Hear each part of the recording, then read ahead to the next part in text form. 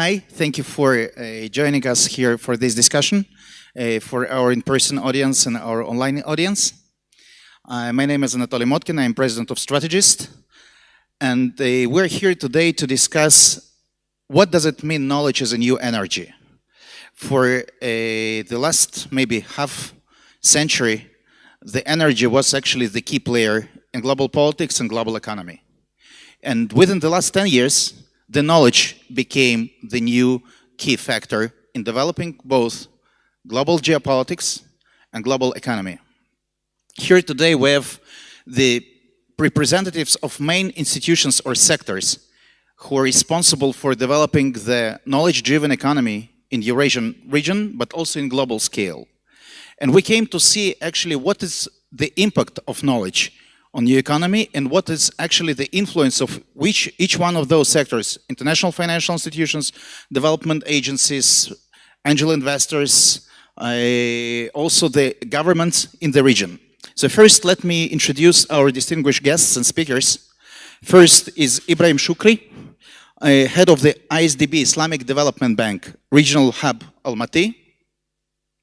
Meshari Alrajah, an angel investor and faculty member at Institute of Entrepreneurship at King Saud University in Riyadh. Next one is Orkhan Abbasov, director of startup development at SABAH.HUB in Baku, in Azerbaijan. Baurzhan Kankin, chief executive officer at Tech Garden here in Almaty. And also Alim Khamitov, managing partner and co-founder of Most Holding, the biggest and the most influential investment fund, VC fund here in Central Asia and in Eurasia, and he is CEO also of Most Ventures. So thank you for coming, and the first question I'll address to Ibrahim. You represent one of the biggest global international financial institutions, Islamic Development Bank. You have different projects that you're engaged. It could be in infrastructure, it could be in production plants. But we're talking today about the knowledge. And knowledge is a new energy. What is and might be and should be the impact and the contribution of international financial institutions like yours in developing the knowledge economy?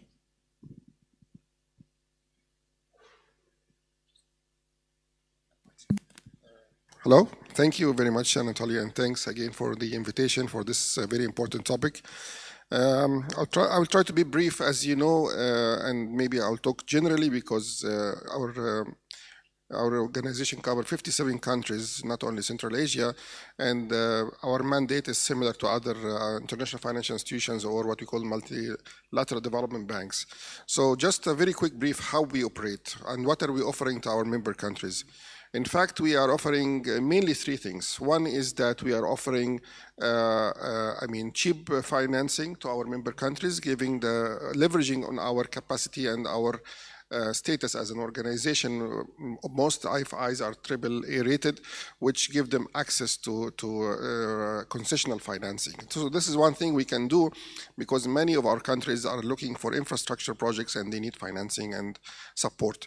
The second thing that we offer is the capacity development and human development, and this is very, very important because this is what we play also as a role, providing the required capacity and trainings for the people and the public servants in our member countries, and also bringing experience and technology from some countries to other countries. And the third thing that we offer also is the transparency and the best practices when it comes to procurement, project management, and how can we help our countries to support. Now, back to your point, I think how we operate again is that we usually go into a dialogue with the member countries, looking at what they need for the next years. And most of the time, all the countries are looking for digital transformation and digital economy. And this is what also align with our strategy as an organization promoting this. We all know what are the benefits of digital transmission and how this is benefiting in terms of cost, in terms of access, and so on. So this is what we are doing, and we are supporting most of our countries when it comes to knowledge, when it comes to financing, when it comes to best practices. To give you a very, very simple example here in Central Asia, we have been working with Turkmenistan about the network network enhancement of the country, which will provide more, of course, coverage, will provide more access to internet, etc., etc. And this is part of the infrastructure part that we can introduce to our member countries, in addition to capacity. On the other hand, we are having another project in education with the Global Partnership for Education, which is a very unique program where we have $100 billion grant from Global Partnership for Education, aligned or matched with 400 million concessional financing, focusing on smart education in the specific countries. We are lucky to have Uzbekistan, Tajikistan, and Kyrgyzstan part of this program. And in all this program, we are providing not only financing, it's smart financing, it's smart schools, with all the technology access, with the access in terms of labs and in terms of e-education as well to students. So this is how we are trying to do, and most of the international financial institutions are doing, helping in the capacity training, helping in the financing of infrastructure, and also providing the best practices. Thank you for this. And Baurzhan, you actually lead institution whose mission is to assist to develop knowledge capacity to companies which are basically natural resource. Yeah. And what's actually, how do you do it? And what is actually what is the aim and the mission we understand?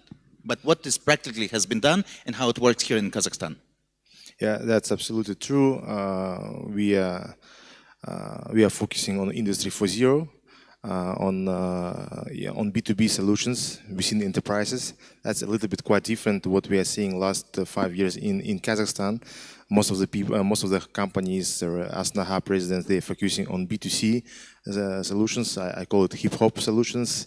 And as we are Kazakhstan country who is rich for raw materials, we have around 600 different enterprises who is focusing in producing raw materials, and we have a good potential to produce some IT stuff for these kind of companies, right? And we see a big potential here. That's why we are focusing only on Industry 4.0, only on enterprises. And here we are facing a big problems because most of the companies, in my personal experience, for example, I did a startup 10 years ago. It's called Super Nanny, and it was my personal problem, right, which I wanted to solve. The problem is seeking for a nanny, right? And that's the same. I mean, most of our startups, they're doing the same way, how they create a startup, right? They're facing some problems, but what people facing? They're mostly facing some problems in Almaty, right? I mean, it's a barber shop, for example, right? I mean, it's there is some funny stuff, right, which you want to solve. But our mission is to show that we have a lot of problems, much more problematic, and with a good monetization around the Almaty. I mean, within the Kazakhstan, for example. That's why that's our mission, and we are bringing people to some road shows to Kostanay region, to Karaganda, Atara, Aktau, Usk-Kamenogorsk, Semey. I mean, around the Kazakhstan, we are bringing some 50. Last time it was the last road show. It was the most successful one. We took around 45 companies. It was students. It was some experienced companies, some junior startups. We show them a problem that the companies, enterprises are facing there. We are just bringing them for flotation procedures, and we explaining them what is the flotation procedures. There is a lot of different stuff. I mean, we see in the production lines. We show them that there is a lot of bunch of stuff which needed to be resolved, and I really think it's a really successful case when you show it by. I mean, personally. They understand how to solve it, and it's also good to have enterprises together with us. I mean, the subsoil users. I mean, the production guys, right? They can explain. I mean, what they're facing, and that's one stuff. We also do some. For example, all we do it's all related to Industry 4.0, education. So we are bringing some vendors, international vendors, Huawei, Samsung, sorry, it's not Samsung, but even Samsung also can do that. Honeywell, and they can teach and what they do, right? So what else we do? We have Acceleration 4.0.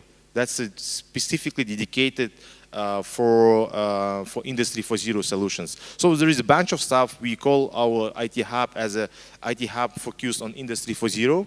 So we do granting. We have a granting for Industry 4.0 solutions. We have a lot of financing per year. We are doing around 25 million financing per year for different startups, and we also helping people, startups, to communicate with all this heavy industry. Because once you're doing B2C, it's a little bit different stuff of promoting, right?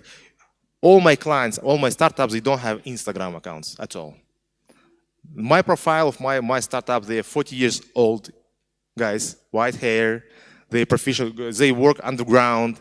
They know how to code. That's a little different kind of clients. That's why they don't have Facebook, Instagram. They don't need it at all. Because, for example, they have their clients.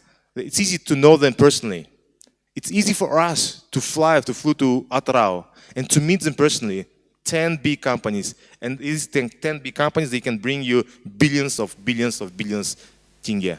So it's a little bit different, way of helping, and that's why we are adopting our educational program and how we behave. And that's why, for example, it's for us easy to invite 100 different enterprises in one place, and it can be different motivation for them to come, and to bring all startups in one place. And we will cover all mining and oil and gas sector in one day.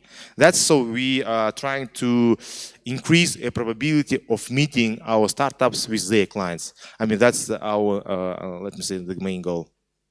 Yeah, thank you. Thank you. And Meshari, you actually, in fact, are double investor in knowledge-driven economy, because you're angel investor and also you work in King Saud University at the Faculty for Entrepreneurship. So please tell us two things. First, from Saudi perspective, we know that the knowledge transfer is actually the key in Vision 2030, as it was actually entitled by MBS. But from your vision as person from academia, but also one from the private sector, how it's been developed, the knowledge-driven economy, how it's been perceived in Saudi, the knowledge as a new energy.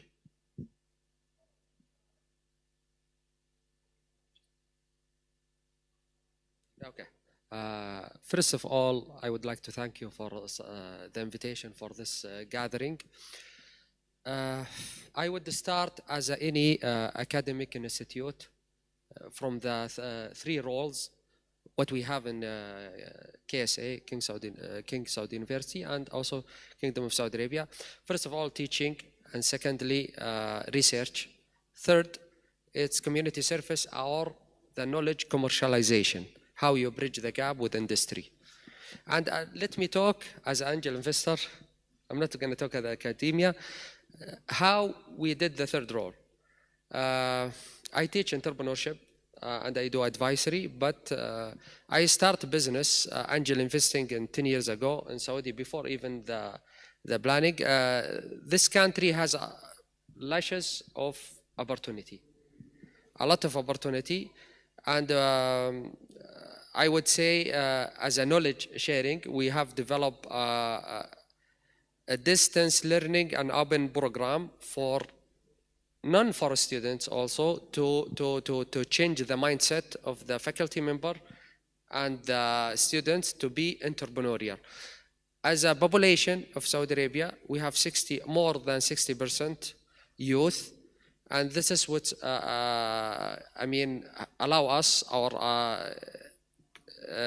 let's say raise the call to change their mindset to be, instead of job seeker, as a job creator.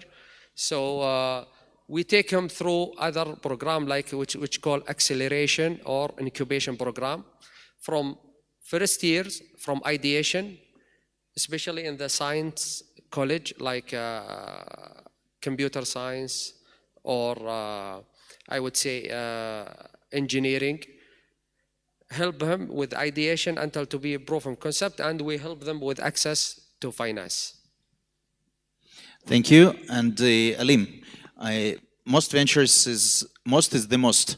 I mean, it's the most prominent VC fund in Central Asia, and you call it now Central Eurasia, including the Caucasus. From your perspective, the investments into knowledge, we know that people were perceiving investments into energy companies as a safe bet. how it's been perceived, the same people who already accrued some capital in investing into human capital or in investing into knowledge-driven ventures in this region. And actually, what are the challenges, main challenges in your work, which is not purely investment, it's also educational work to educate the local money, the local markets? Awesome. Yeah, at first, thanks a lot for invitation. Pleasure to share the stage with other experts. Regarding your question, maybe just a few words what we do in general. So for 12 years, we tried to build the whole ecosystem, what I usually say on a micro level, let's say.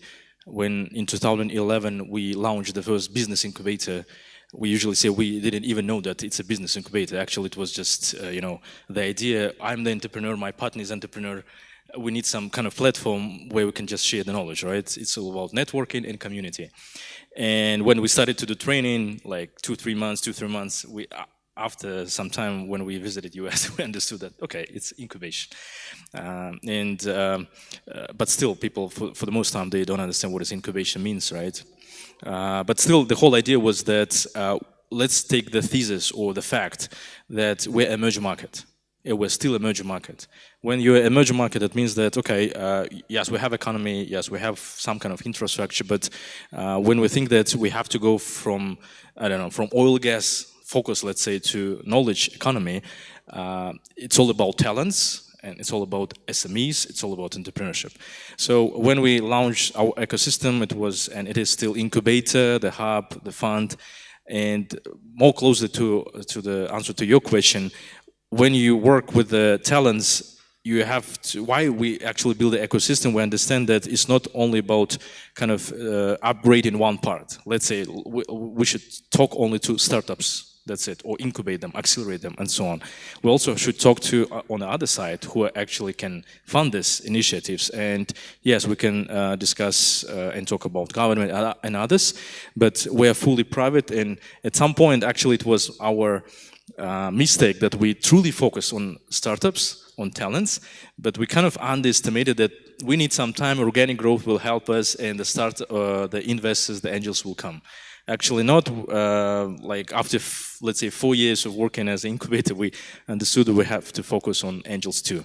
So what we actually do, and what I truly believe we still need to do, we actually should educate not only entrepreneurs, we should educate also the investors. For the most time, it's high net worth people who actually build a lot of capital on traditional sectors, conservative sectors. But you know what? It's a good trend that these people has a high interest to VC, and they have different reasons. And one of the reasons is usually just simple interest that their children is in IT, let's say. Other people would love to really earn 1 billion USD. And they do, I don't know, real estate, and they understand that they cannot earn 1 billion USD if you do the same stuff, right? That's why they go to IT. Other would love to have an impact. That's what we try to do. We try to build a community of people who are in IT, but investors as a group is one of the main ones. We usually say our client is investor.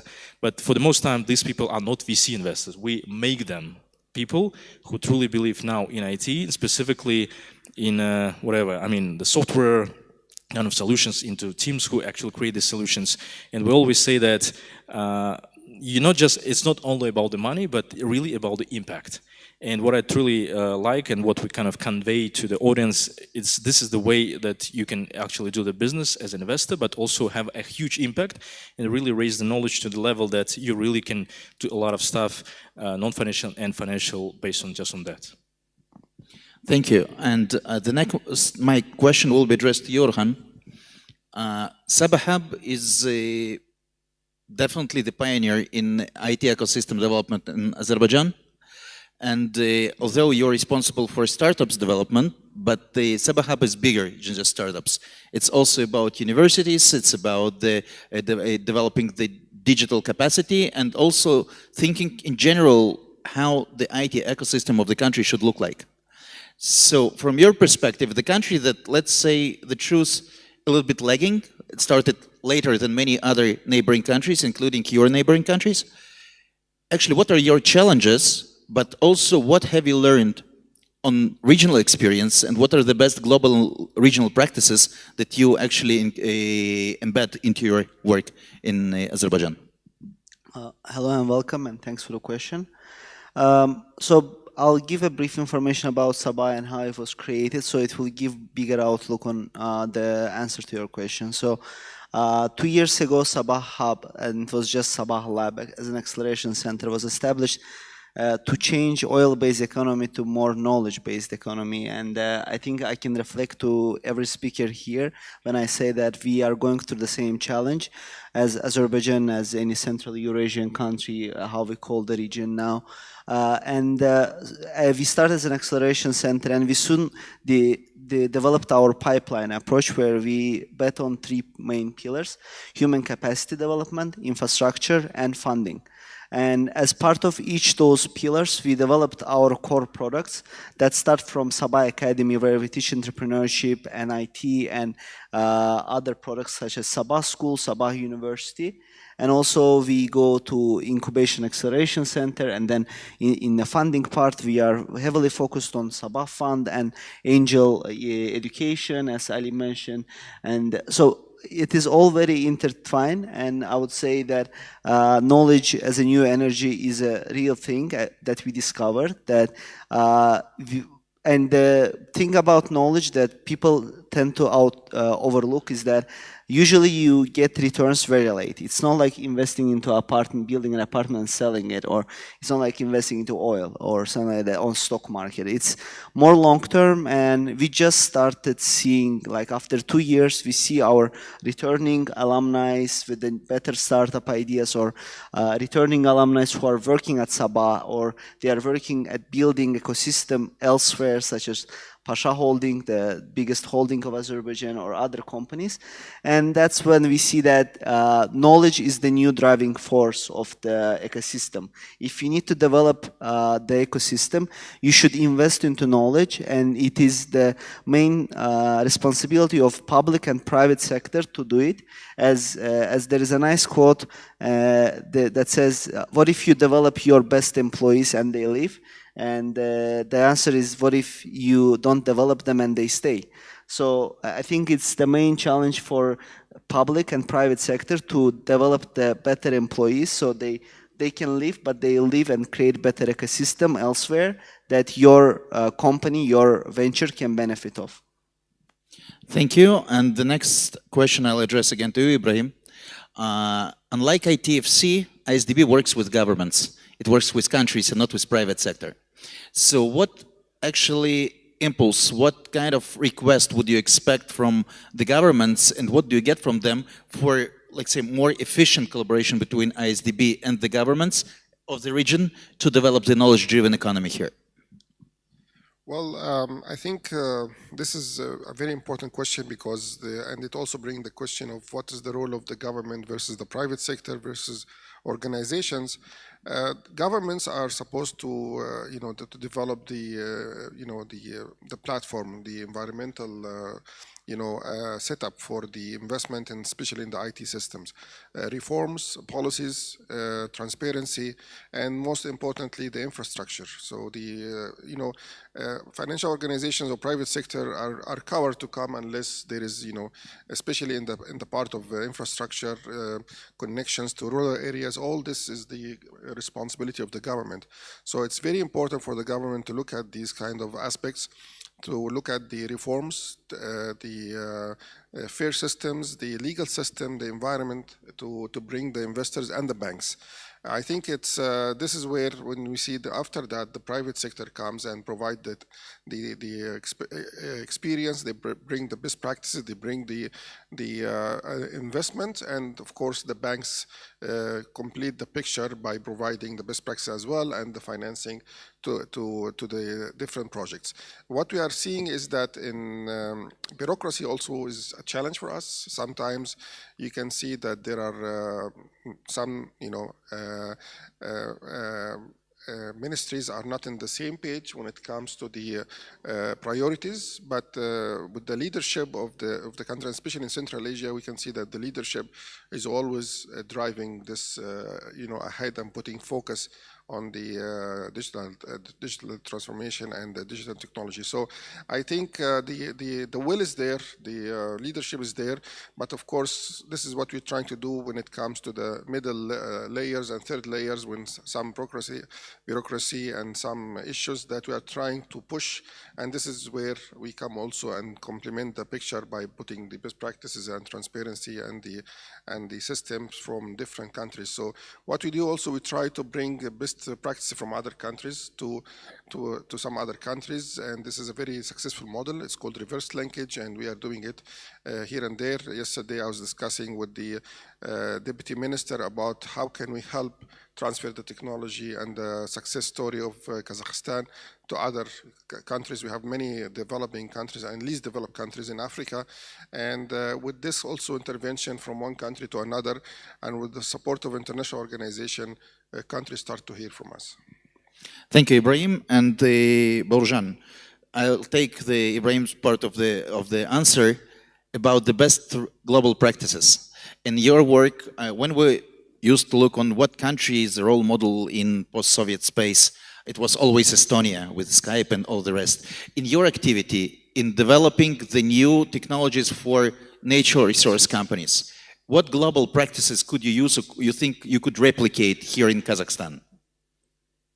You mean best practices, best like solutions? Agencies like yours, like the way of developing the solutions, not the solutions themselves. The best ways to collaborate with the industry. So actually we are not creating some new industry, new solutions, right? So what, I mean, it would be correct to say that we are just trying to repeat what the international vendors did, I mean, doing right now, and we are just trying to compete with international solutions. So that's why I would say that we are just trying to understand. So, for example, I would answer in a different way. So my profile of our startups, they work underground with one solution. For example, with Honeywell solution, right? 40 years experience, guys. They understand the logic, algorithms, everything.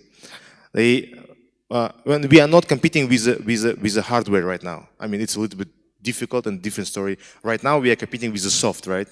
So he works underground for 20 years. For example, in coal, right, production, coal underground, 20 years.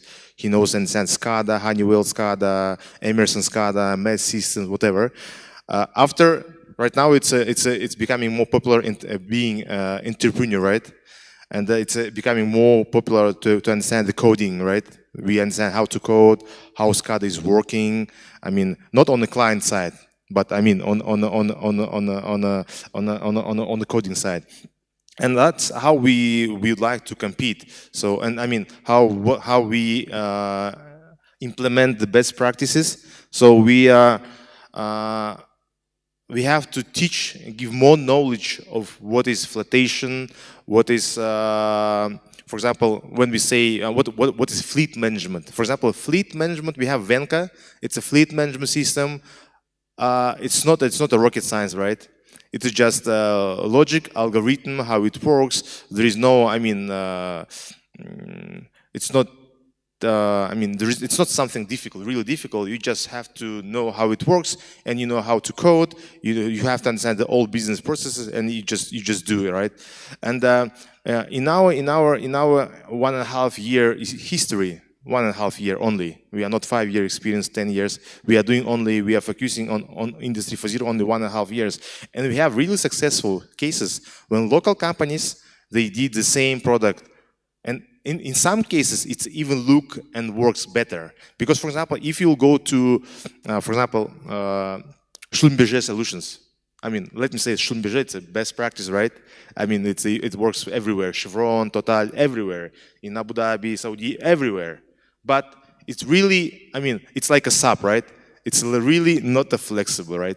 It was coded for maybe 20 years. But sometimes some small startups, they can do much more easy, better product than I mean our best vendors they do. So that's why we have to give more knowledge and give more connections to their clients, because I mean from a previous answer to your question, I mean, we couldn't meet our clients here in Rixos, in Samal, in Almaty. We can meet only our clients in regions, and that's why we have to help them. And one of the other problems in Kazakhstan, for example, in my schedule, when I'm planning to visit all these enterprises, sometimes it takes 3 days to visit only one enterprise. You flew to Aktobe, from Aktobe you take a train, or you take a car, you go to somewhere there is no road. I mean, that's really difficult. I mean, in our B2B segment, it's really hard, and that's why we, as an IT hub, we have to decrease the time to market for our clients, for our startups. We have to we have to make it very short. You want to test your idea? No problem. Okay. You want to make a pilot? No problem. You want to implement your solution on enterprise? No problem. We can go, we will fly, and we will do it. So it's that's how we implement. I mean, if I understood your question correctly, I'm sorry. Yeah, but that's how we implement the best practices, and we have maybe, I would say, around 10 startups. I couldn't say that there is startups. The 10 enterprises who can beat and who can compete with international vendors in different solutions. Thank you for this. And Meshari, the next question is to you. When we say that now the knowledge is a new energy, we don't mean that all the energy companies should be replaced by knowledge companies. And when I get back to Saudi, Aramco, for example, the huge company, it's not only about oil, it's also about knowledge. So if you could just maybe share your perspective on how in Saudi Arabia the energy companies themselves become knowledge companies. All right. I would say, I come back to the previous topic as a knowledge commercialization. Of course, as any company, even non-oil or oil, you need big data. And how you utilize this big data, how you apply this big data, how you implement those data in the industrial. So oil company like Aramco, it's not becoming even oil company. They have to diversify let's say the investment arm of it. They invest in knowledge, they invest somewhere else. Also, they have office worldwide. As an angel investor, I would say even the youth, they will share in the same pain. They need knowledge, and they need data, the market, the real data time. I advise even sometimes the General Authority of Statistics how you do data monetization, how you apply data for young entrepreneur. So even big sector or small sector, they need the data to share. Thank you, and Alim. Anatoly, may I add just one thing? I really want to add it. And one of the challenges, I mean, I just read it, the state and IT, I mean, the topic of this forum.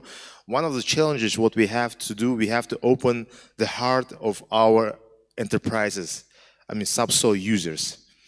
For example, because it's a really problematic when you come to, for example, a biggest coal production, the biggest uranium production in the world. And you say, you know, we have some startups. You know what we see? Oh, no startups. There's no experiments, just I need a best solution.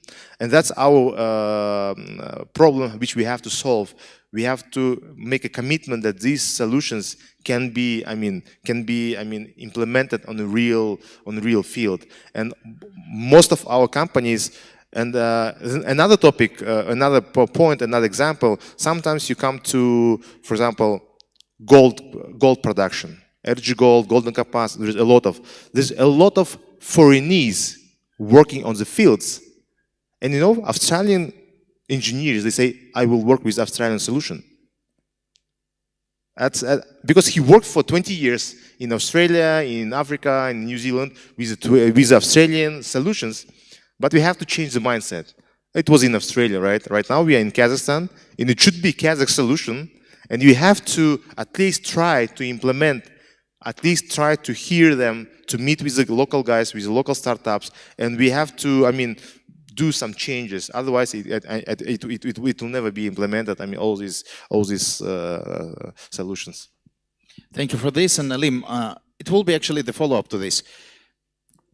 We expect the energy companies also to contribute also financially and to participate to educate the ecosystem.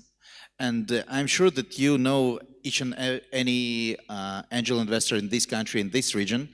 And do you see any basic interest from those traditional companies who come from energy sector to invest, not necessarily into startups, but maybe just to to donate money for your activities, for acceleration, for incubation, for other activities? How do you envision their role, and how do they envision their own role, and what part do they take in your activities, ongoing activities? Actually, yeah, I wanted to add to the previous speakers, and let me start from one statement that I hear a lot. In US, by 2025, in 2 years, will be no corporate who has its own venture arm. It means, when we say venture arm, it means that you cannot be the corporate and you cannot work with startups as it is. Yes, we can call them enterprises, we can call them IT companies, we can call them startups. I know there's a lot of kind of allergy to the word startup, let's say, right? But I mean, it's changeable, but still. So it means it's a fact if you'd love to be competitive, and it's reflects, I mean, it applies to any company. And when you ask about the big enterprises, let's say, I always ask even myself as a VC investor, do we have such a vertical in the country which has enough, let's say, volume, the amount that we can build a big stuff here? Yes, let's call it unicorn, whatever, camel, or 500 million, or there's a lot of words for that, but still, do we have it? And I really admire what actually Tech Garden does and Baurzhan does, since I truly believe that in oil gas companies we can achieve a lot, since this is a fact that we have it, right? And this is a fact that we have digitized it. I mean, and the companies should understand that. What I see, I'm the fan of corporate innovation thing. Actually, I have been doing a lot of even personal training to corporates by talking to top managers, by saying, you are actually missing a lot when you don't talk to. But what we do, we try, again, educate them. And sometimes education is through hackathon. Sometimes education just through one training. But it's really hard to gather all the top managers for one day or even for 2 hours in one room and explain them, this is what you have to hear, right? But sometimes it works, sometimes not. I think we talk to all the banks, I mean, all the logistics, and now we talk to oil and gas companies too, and through our partners too. But what I see, they have interest, but for the most time, they don't have even understanding what is the concept, what are the steps. And this is where we help them too. Actually, we talk to them by, it's maybe simple advisory, simple consulting, it's simple, just, simple meeting. Sometimes we co-partner. Actually, we did two hackathons with one of the 2 biggest oil companies here. But I usually say, I personally don't like some kind of short-term things, right? When you do one event or something, or even for 1 year, you cannot expect a lot. So when we educate them, we usually say, and sometimes it's really hard for them, think long-term and have a strategy, a plan. And when you have the strategy, a plan, we can apply, different solutions. And the fact that people usually underestimate, we have enough pipeline of companies who are really good, doing good stuff, and I see it on other demo days, and even now we have this pitch session over there. All of them are good, and what I usually say, you guys, you really use their services now, but imagine that it was no other investor who truly believed when they were early stage, when there was an idea. So this is the case for you guys, I mean, for enterprise, I mean. Think of it like, it might be a missed opportunity, but maybe an advantage for you if you look at them right now, I mean, and talk to them. Thank you, and Orkhan, for you, we have 3-4 minutes left. Again, we know the big energy companies in Azerbaijan, like SOCAR and others. How do you envision their role? And we know that actually the SOCAR, they have very young leadership, right? And they very technologically advanced leadership. Some maybe other companies. So do you have, beside the holdings that you mentioned, like Pasha and others, what is your collaboration with energy companies, and what actually is their vision for knowledge-driven economy development in the country, and their own knowledge-driven transformation? Well, first thing is that SOCAR is our official partner in regards of innovation and technology and building the knowledge-based, developing the openness to venture, not just startups, but when you call it venture, they're more accepting this as a feature. So depends on how you call it. Like startups, big corps, they don't like startups, but then you call venture, they are more open to it. So, but with SOCAR and others, other energy companies, like in Azerbaijan, there are many energy companies that are super open to it, but they're just in the beginning of the road. Like you can expect them to change overnight, specifically given the organizational structure that they have, the existing decision-making process within the companies, and it includes not just energy companies, but big corporations as well, like banks, telecom companies, big holdings that have multiple strategic assets under their management. So it's not a process of one day, as it's an education. When you start to teach someone, and here we have one of the local startups in from Azerbaijan, Paydif, and their business developer, his elementary school teacher was my mom, and it was like 15 years ago, right? You don't expect the result to come in one day. When my mom was teaching him in elementary school, she didn't expect system. So I think that just goes to show how investment into education is a very long-term journey. We don't understand it, and I would agree that we shouldn't do one like touch points of education. Like it should be very structured, and we should understand that this is a long-term game that we are playing. It's not a game like of how I said earlier, like building a apartment building and selling the apartment. It's more like raising next generation of talents that are going to change the global landscape, not just local, like startups from Kazakhstan right now operating in Azerbaijan, startup from Azerbaijan operating in Dubai, startup from Turkey operating in US, and etc. So it's a big cycle, and in the beginning, in the roots of it stands education, and we should very be open to bet our, I wouldn't say all chips, but like biggest chips into providing education to the next generation, so that in the future that will be the driving force of any economy, like whatever it becomes. It might be not knowledge, like it might be oil back again, I don't know, like it can be wood or whatever, but any energy, knowledge, anything, it depends on the education. We should focus on education. Thank you for this, and just one brief remark from you, Ibrahim. We know that knowledge is an important component of knowledge-driven economy, but to deliver the knowledge, and it should be trans-border, we need connectivity. What is the role of IFIs in developing the connectivity and the broadband in this region, and how do you envision the role of IsDB in those activities, the infrastructural ones?